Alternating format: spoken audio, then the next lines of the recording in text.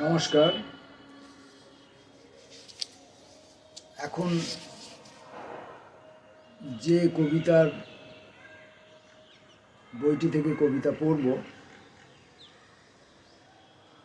সেই বইটির নাম টানেলের মুখে কিছু হায়ারোগ্লিফিক। টানেলের মুখে কিছু হায়ারোগ্লিফিক। এই বইটির কবির নাম দেবনাথ সুকান্ত। বইটির প্রকাশক চর্যাপদ। বইটির প্রকাশ হয়েছিল 2020 সালে। প্রচ্ছদ অমিত সরকার।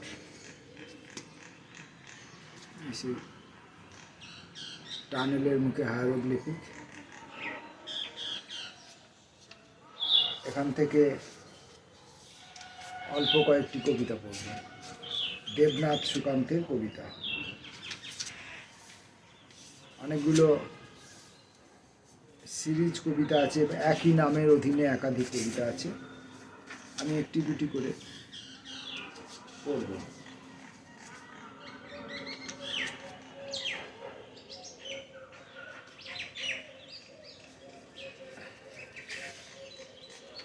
অফ হোয়াইটের 2 নম্বর।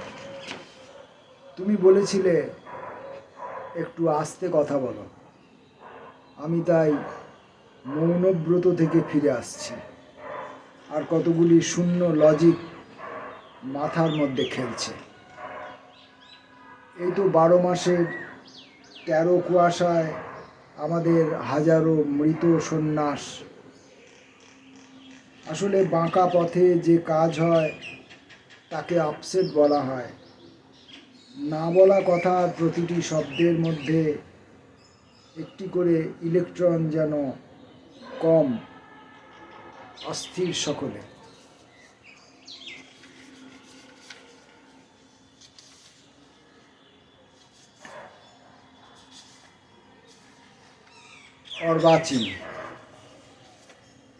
অর্বাচীনের 3 নম্বর। আজ রাতে আমার কোনো ঈশ্বর নেই, তোমার আশীর্বাদে তাই জেগে উঠছে অভিশপ্ত কঙ্কাল। সামনেই ফাগের সময়, এখন পৃথিবী প্লাবিত রাগে। বারবার এই তেজস্ক্রিয় রেখা আমাকে কষ্ট দিয়েছে। অনঙ্গ থেকে ঝরে পড়া সাদা বিষে পুড়েছে যে, সেই আবার কণ্ঠনালীর নীলে জমিয়েছে অক্ষর। প্রস্ফুটিত আলো, হ্যাঁ আলোই তো। জন্মান্তর থেকে দেখছি 84,000 জনি তাকিয়ে আছে আমার দিকে।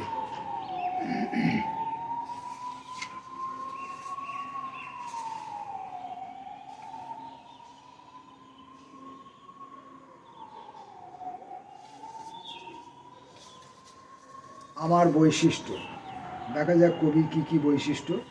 3 নম্বরটা পড়ছি। সামান্য চিনচিন করে, আমি জানি, অভ্যাস হয়ে গেছে। উঠে দাঁড়াই, মনে হয় হালকা লাগছে। ধীরে পা ফেলি সাবধানে, তা না হলে একে একে সবাই এসে সূচ ফোটাবে। আর কিছু নয়, আমি AB নেগেটিভ। বৈশিষ্ট্যটুকু আমাকে আবার ফিরিয়েও দিয়েছে। টুসুকে বসিয়ে রেখে তার ছেলে কোলে করে হেঁটে গেছি। রথের মেলার পথে গেছি কখনো। ছেলেটি স্বপ্নালু চোখে আমাকে জড়িয়েছে, যেন বট গাছে সুবর্ণ লতা হয়েছে। প্রতিটি 6 মাস, তারপর আবার দেখা হবে জানি। টুসু জানে, আমি জানি, আমি যতদিন বেঁচে আছি।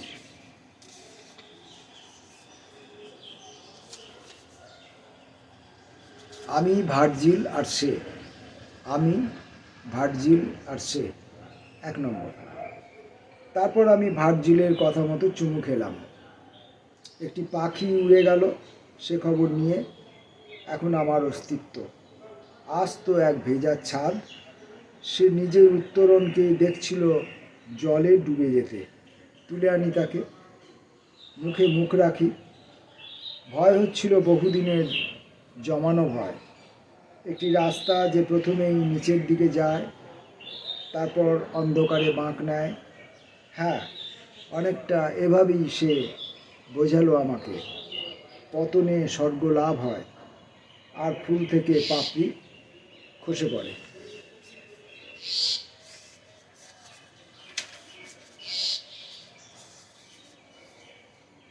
কবিতার বইটি যে নামের, টানেলের মুখে কিছু হায়ারোগ্লিফিক, সেই নামের নামাঙ্কিত কবিতা। এখান থেকে আমি এই সিরিজটি থেকে আমি দুটো কবিতা পড়ব। এক, এভাবেই একদিন চরম উচ্চতার কথা লিখি, এমনকি ঈর্ষার উপলব্ধি কথা তোমাকে আন্তরিক স্নেহ করি বলে। একটি টানেলের মুখে কিছু হায়ারোগ্লিফিক দেখিয়ে বলি, বসে থাকো আর এই জন্মান্তর আমাদের ধারণা থেকে উঠে যাবে। দেখো, নিরীশ্বর শ্রমণের দিকে যাবে স্থিতিকাল। যেভাবে কিছু কথা দরজায় কড়া নেড়ে বসে আছে, আমাদের দূরে চলে যাওয়া মনে আছে অতিক্রান্ত ভুল। 2 নম্বর, সংশোধনাগারের শ্রমিকদের শিফট পাল্টানোর ভূমিকা দেখে মনে হয়েছে অন্যরকম সিআইএসএফের গার্ড ডিউটি। আমাদের পারিবারিক কলহের কথা যেভাবে অন্যরকম হয়ে গেছে, প্রস্তরজীবীদের কাজ ভাগ করে করে আর ওই শিফট পেরোনো মরচে ধরা ভোজালি প্রাণহীন গাছের মতো শুধু হাওয়ায় বাড়িয়ে রেখেছে হাত, বলে রেখেছে বাসি ভাতে জল ঢেলে রেখো, দেরি হবে ফিরবো অথচ।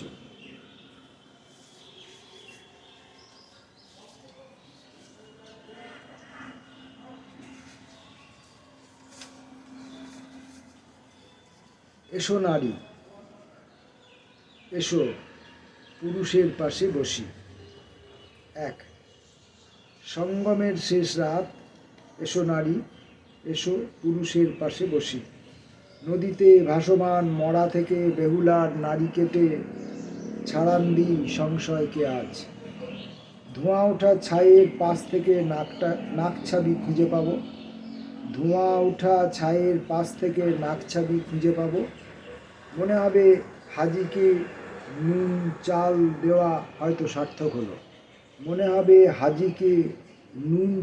দেওয়া হয়তো সার্থক হলো। এসো একে অন্যের দেহ ছিঁড়ে আত্মাকে বলি, 2 কোটি বছর ধরে বেঁচে আছি। গার্হস্থ্য ধর্মের সন্ন্যাস বসে আছে পিঁড়ি পেতে। হে আমার অনন্ত প্রয়াস, এসো অন্ধের মতো বিশ্বাস করি। এখানেও একদিন জনপদ থেকে কেউ একা নেমে এসেছিল, গেঁথেছিল প্রথম পাথর, তার পাশে তাকে গোল করে ঘিরে বসেছিল সন্তান কানু। এসো অনন্ত, সেই বউটির কাছে বসি।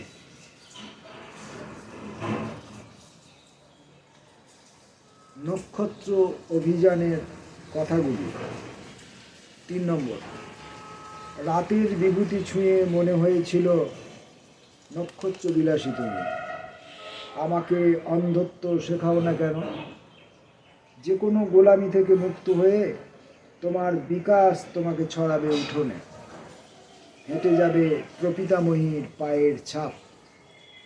সারাদিন হেরিকেন যেখানে ডিম করা থাকে, সারা রাত মৃদু আলোয় ভেসে থাকে সুখ। নামহীনতা।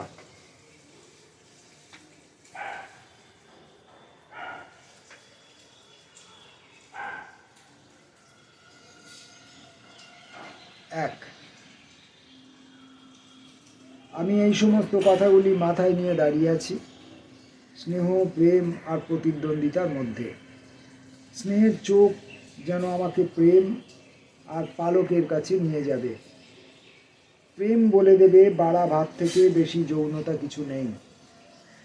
তারপরে নাম আসবে প্রতিদ্বন্দ্বিতায়। হেরে যাব জানি, তবু চোখ মিলিয়ে বলবো, চৈতন্য কোনো কালেই খ্রিস্টের প্রতিদ্বন্দ্বী ছিল না। অনেকগুলি নামের মাঝে নামহীনতার দিকে চলে যাওয়া একটি অন্ধ মেয়ে দাঁড়িয়েছিল আমার জন্য গ্লাস ভর্তি সাকি হাতে করে, আর আমি দেখছিলাম। পড়া হলো দেবনাথ সুকান্তের টানেলের মুখে কিছু হায়ারোগ্লিফিক। এখন তার কবিতার মধ্যে যে হায়ারোগ্লিফিক রয়েছে সেটা তার জীবন পথের সুড়ঙ্গ পথ হতে পারে, সমাজ জীবনের সুড়ঙ্গ পথ হতে পারে, তার স্বপ্নের সুড়ঙ্গ পথ হতে পারে, তার চেতনা জগতের সুড়ঙ্গ পথ হতে পারে। কোন পথের সুড়ঙ্গ পথ এবং সেখানে কোন হায়ারোগ্লিফিক ভাষা এবং সে কি বলছে, কি বলতে চাইছে, কি বলতে চেয়েছিল, আমরা তার কতটুকু ধরতে পেরেছি, কতটুকু ধরতে পারিনি, আদৌ তার পাঠোদ্ধার করতে পারলাম কি না, এই সমস্ত প্রশ্নগুলো এই সুকান্তের এই কবিতাগুলো পাঠের পর মুখ্য প্রশ্ন হয়ে, প্রধান প্রশ্ন হয়ে দাঁড়াবে আমাদের সামনে। সুকান্তর জন্ম এবং বেড়ে ওঠা দুটোই দুর্গাপুরেরই ছেলে।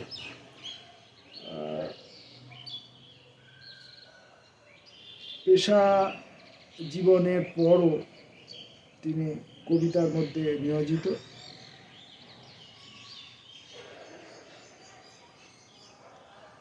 নবীন কবিদের মধ্যে উল্লেখযোগ্য। কবিতা ছাড়াও শুনেছি তিনি উপন্যাস রচনায় হাত দিয়েছেন। একটি বা দুটি উপন্যাস তার ইতিমধ্যে বেরিয়েছে বা বেরোবার পথে রয়েছে। আমি সেই উপন্যাস দেখিনি, জানি না সে সম্পর্কে, কিন্তু এইটুকু জানি যে কবি কবিতা রচনা ছাড়াও সাহিত্যের অন্যান্য ক্ষেত্রেও পদচারণা শুরু করেছেন। কবিকে শুভেচ্ছা রইল, নমস্কার।